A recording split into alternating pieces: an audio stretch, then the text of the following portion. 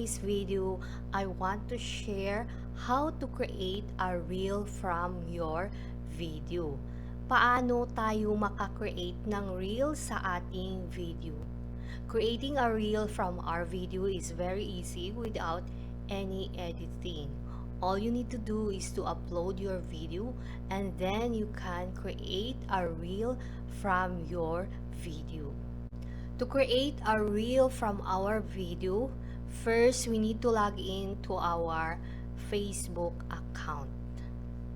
Then we will go to Creator Studio. Now we are here in the Creator Studio. So we're going to click the Create Post.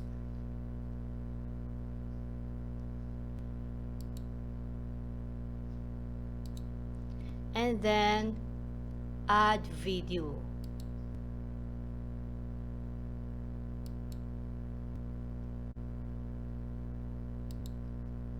Add video. So this is my video. So open.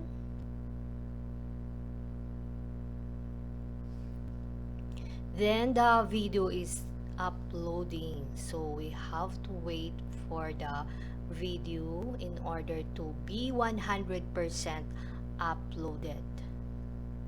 Then we can add the video title and the description. So let's say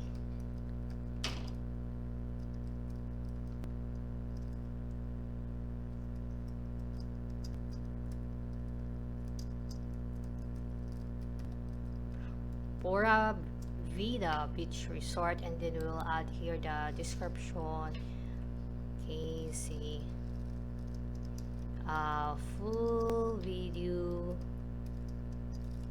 during our vacation at Pura Vida. And then we can add a hashtag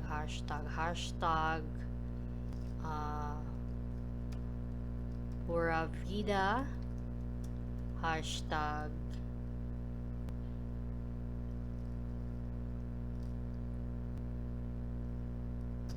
beach, and then beach resort, and we will choose the thumbnail for our video, or we can upload our own thumbnail for our video. So let's say this thumbnail, and then click next,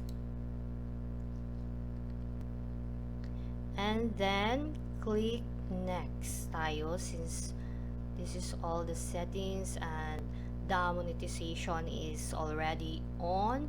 So we need to go to the next steps, and then here we can add to a playlist. So we can add our video to a playlist, and then we need to on add to playlist, and then we will select a playlist, which playlist you are going to add the new video.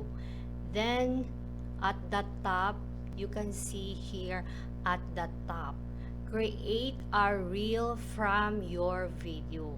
So you need to on this one, you need to on this, create a reel from your video. Automatic. Okay, they will create a reel from your video. The title and the description will be automatically added to your reel video. So we already on the create a reel from your video, and then this is our reel from our video. Then we'll go here, and then for the scheduling options, so you can schedule your video post, and then your reel, you can schedule the video and the reel. So you can select a time.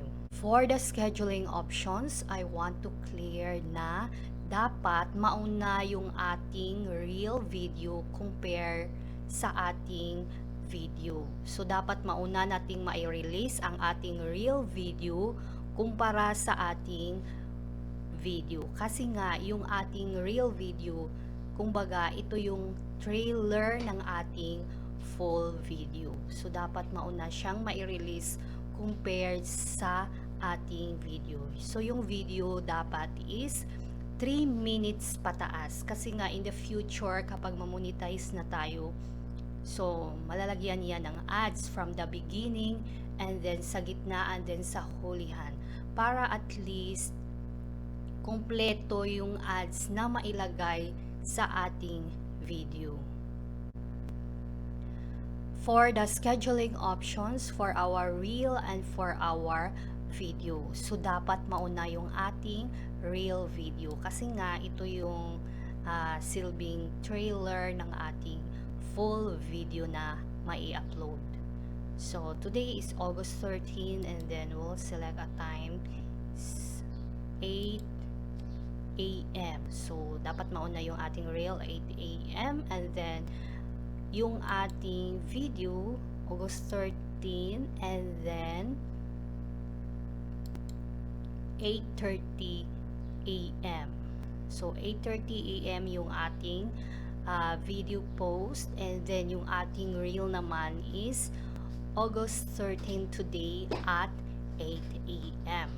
We already add the title and the descriptions for our reel and for our video. And then we already on the create a reel from your video. Then for the scheduling option, our reel will be released today 8 a.m. and then our video will be released today at 8:30 a.m. So once you already done with all the settings and the descriptions and then the title, you can click the schedule. So once you click the schedule, your reel and your video will be scheduled. That's all for today. Thank you for watching.